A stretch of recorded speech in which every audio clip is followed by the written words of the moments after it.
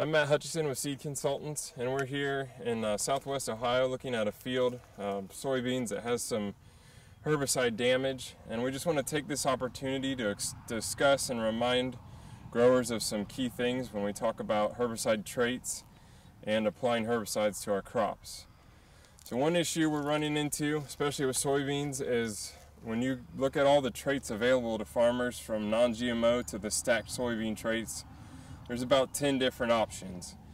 And in the last few years we've added some new stacked traits to our possible lineup, and that's added confusion. So we want to remind everyone it's important to keep in mind what's in your crop. What soybean herbicide traits do you have, and be aware of that and what products are labeled for those. So we just want to look at this damage here today and discuss some of the issues we've seen and how we can avoid that, and kind of remind what the best practices are when we're looking at herbicide traits and herbicide application. So we've got a field here where there's some damage done to some soybeans, most likely a growth regulator. You can see an example of some healthy plants where there's not any damage, and then you can see some damage, some varying severity of damage, whether it's just a little stunning, some discoloration of the leaves, down to some dead tissue, some very stunted plants, and then as we go down the row, some plants that are obviously dying. And then one thing to keep in mind is there's a part of the field where the damage occurred, and then a little ways, 50 or 60 yards, there's an area of more damage that looks like there may have been some volatilization.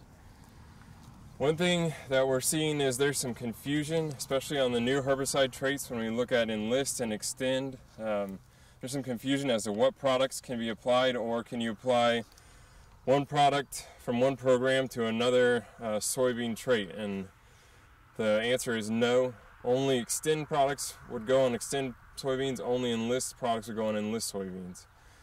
The other thing to keep in mind is sprayer cleanout is really important.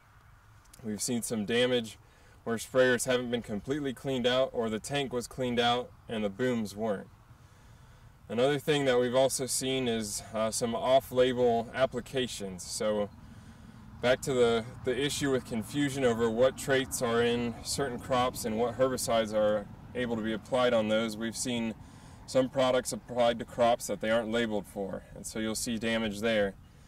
And then another issue we've run into in recent years is applying herbicides too late in the season. You need to look at your labels and see when is the cutoff point as far as the stage of growth for your crop. We've seen some glyphosate applied pretty late to corn, and that's resulted in a major yield loss, and in some cases pretty much a crop failure.